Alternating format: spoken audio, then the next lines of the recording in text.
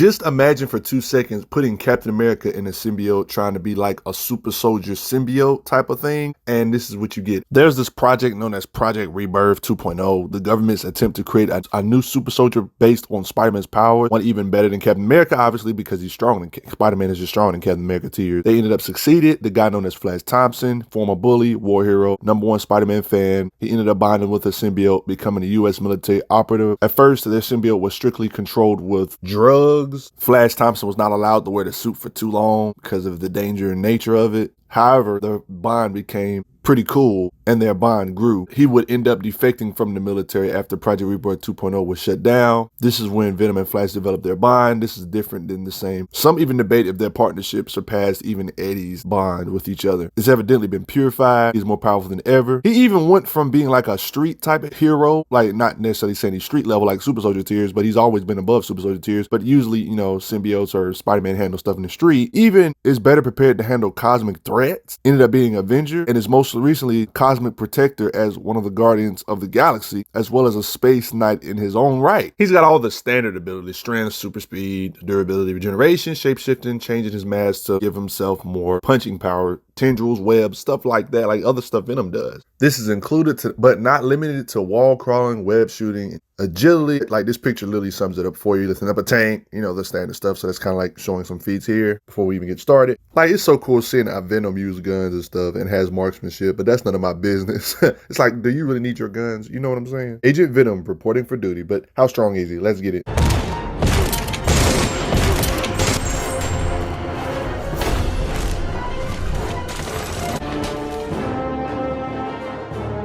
The casual stuff that Venom characters can do: he can lift church bells, lift and toss trucks, strength. He was a little bit more insane looking. No surprise he can lift tanks, lifting literally 60 tons and stuff. That's stuff that Spider-Man does all the time. Not to mention he's strong enough to hold a literally collapsing mine with his strength. Like you see the mine is falling and he's able to hold it up. The things that Venom can do: he can bust through walls, he can kick in metal doors. This is light work. Like, he's really strong. He's gotten battle feats with characters like Captain America. By accident, he's so strong, he actually one-shot Captain America, like hit him too hard. Yeah, he's too strong. Human flies, wings get ripped off. Yep, as you can see, making these little blade tendrils. Like, he be getting stuff done, popping necks. Striking power strong enough to create like these huge craters, looking bulky right here. Space Knight breaks through this giant metallic door with striking power. He has fought Kane before. He was able to daze Kane with a battle feat, make him a little dizzy. Venom was able to one-shot Blood Spider-Man, who has the same powers as Spider-Man. It states here, I fought Spider-Man and you aren't him. But he has fought the actual real Spider-Man, nearly knocking him out on this occasion. He's gotten in scuffles with Anti-Venom, even though Anti-Venom kind of got like a hacks to weaken folk. There's this giant Spider King, is a giant spider-powered Captain America, punched through the wall, strength. This same being can tank specialized shotgun shells, by the way.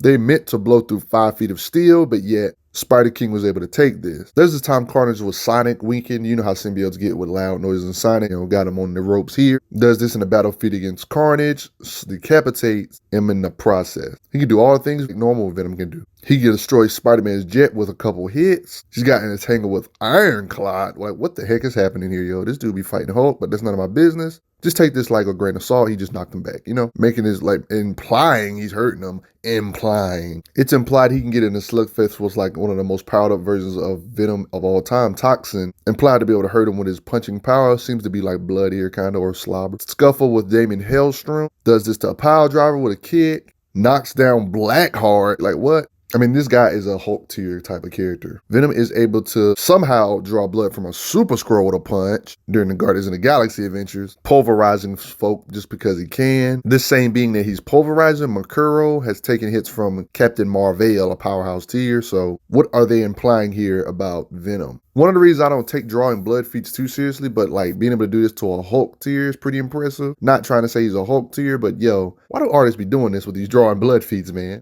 That's why scaling comics is so hard, like I've said in my live streams before, because there's moments where it seems like these characters can fight Hulk tiers because drawing blood feeds, sending them flying feeds, stuff like that. But it does seem like he's well equipped or more enhanced than ever before, though. Inanimate object feats are pretty good to measure him, like he's able to rip open a tank Hatch got in a scuffle with Carnage, toss him away here. Throws Spider-Man so hard, he breaks like a whole bunch of trees in half. Are we just going to ignore that he can fight Carnage this good? But that's none of my business. I'm going back to this battlefield with the Spider King, the giant spider-powered Captain America. Are we going to ignore that he kind of overpowered him for a bit? Definitely a high-tier Spider-Man tier character. He literally used Spider-Man as a wrecking ball, causing major damage, showing that he's on Spider-Man's tier, showing, yeah, it's consistent. Like, look at all that damage they're causing just from their durability. Chilling with the Guardians and stuff. He tosses a Super Skrull so hard that it collides with a spaceship and destroys it. That level of power output. He was able to restrain this really strong being, this guy known as Yacht-Tat, however you spell it, no grammar Nazi, please, the destroyer of destroyers. And by the way, Agent Venom is completely bulletproof. He's not necessarily trying to fight in this occasion with Spider-Man, but it's shown that he's in that Spider-Man tier. He's been able to slug it out with Spider-Man himself in combat. Another occasion fighting Spider-Man, panel for panel, slugfest style, reacting to his fighting speed and everything. You're probably wondering, why is this impressive? Well, don't forget about Spider-Man's fighting speed. Not only can Spider-Man fight fast, but he's really freaking strong. Like, strong enough to pick up tanks, not only pick them up, but destroy them with his attack power. Never forget that Spider-Man has faced opponents that use lasers against him in fights. They even state here that at the speed of light is on my side. Spider-Man can still react and fight characters like this, even though they have tons and tons of lasers. You can see him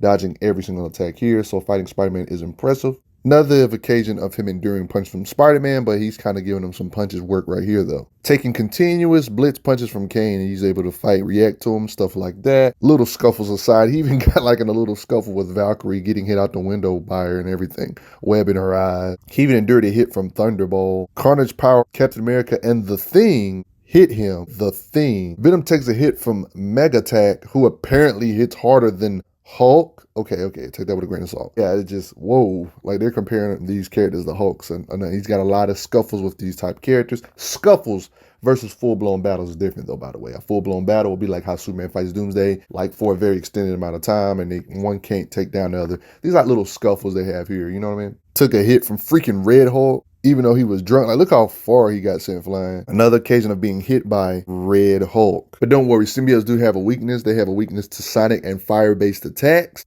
So fighting the Human Torch would not be advised. Despite this weakness, he's still able to survive intense heat, his space base detonating, while saving his girlfriend Valkyrie in the process. Yeah, he dated Valkyrie. Was able to endure all this heat. He has some insane endurance. Since this is known as his weakness, he's still able to survive attacks from Super Skrull flames. Like, they say it's a weakness, but it doesn't seem like an instant L, you know what I mean? It seems he's only slightly hurt from the heat from the atmospheric re-entry. Dude's durability is insane. How is this a weakness?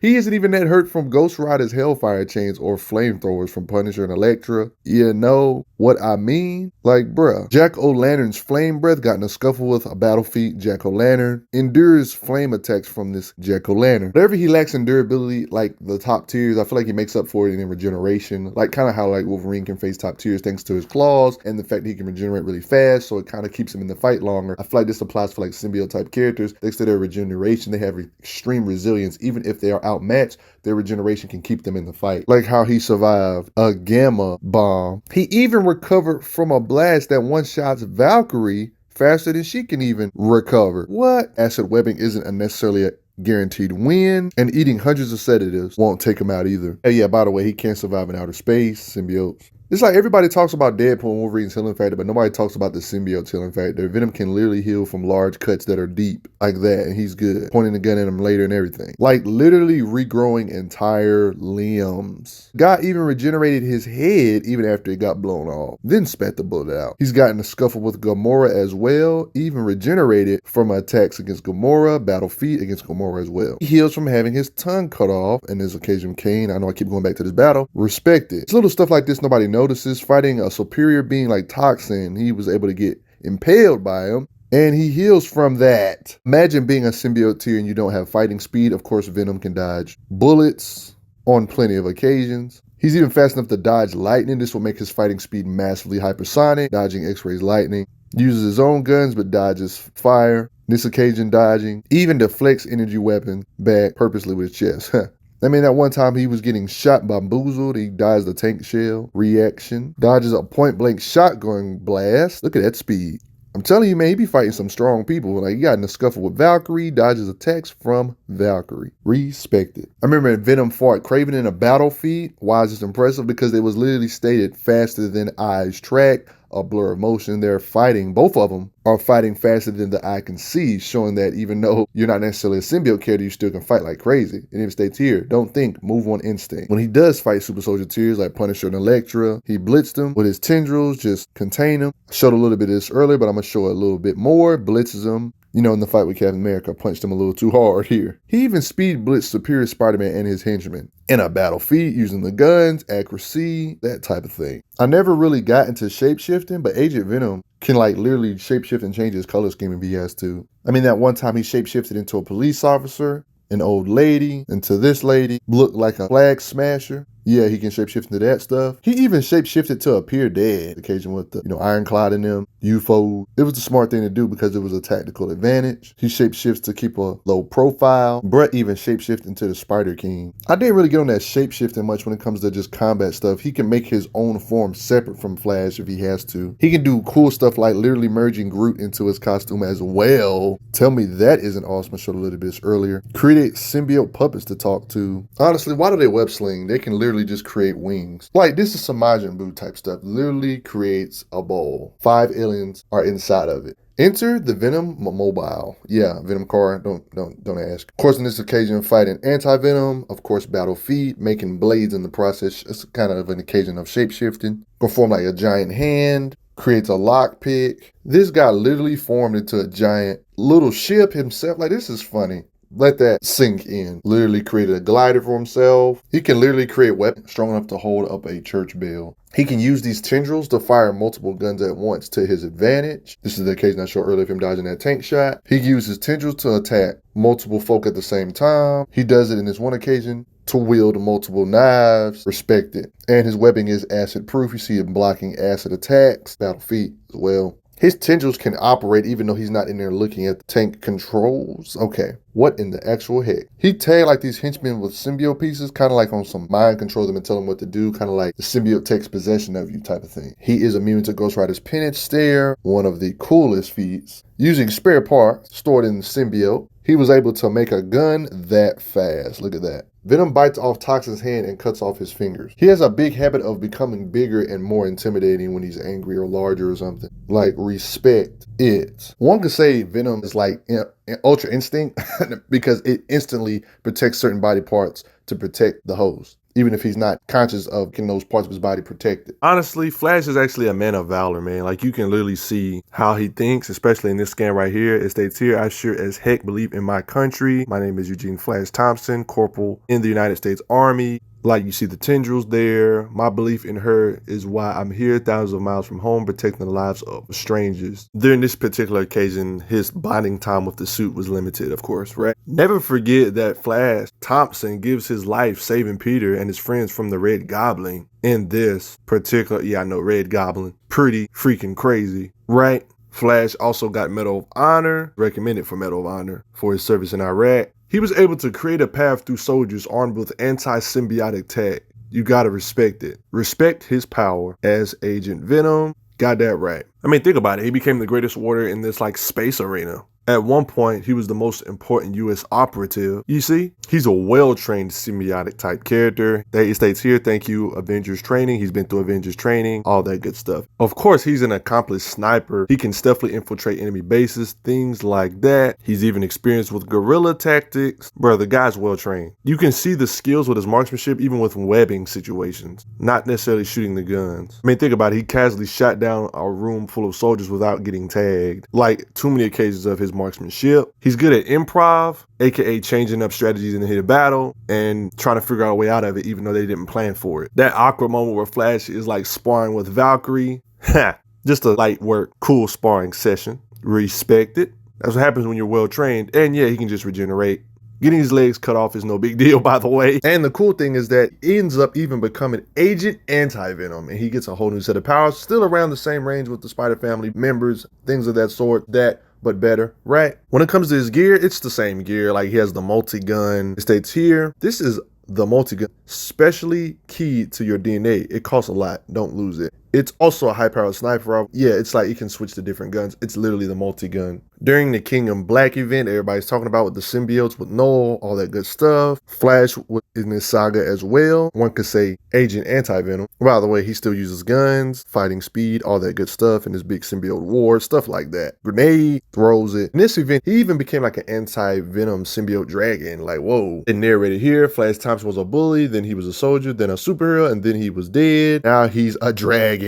It even states here in the lore that he is the new Anti-Venom. It granted him amazing new abilities and him toxic the symbiotes. That's why he's Anti-Venom. It stated here he has a new ability, Anti-Venom goo that can heal any wound. It's satisfying to see Flash and Spider-Man working together. Flash Thompson, they're fighting this giant symbiote being, impaling him with tendrils to cleanse him in, oh yeah, spikes. Yeah, he's that big. Literally cleansed them. Respect it. As far as we knew, the last Anti-Venom, when Eddie Brock had it, could do like the power negation. As far as we know, I don't think it has power negation. The cool thing about this one is that it can cleanse symbiotes out of folk, and it can also heal physical wounds, not necessarily symbiote related. It can also heal toxins, drugs, and etc. AKA when he said heal any wound. Implied that he can cleanse of poison. It shows here like him trying to cleanse folk.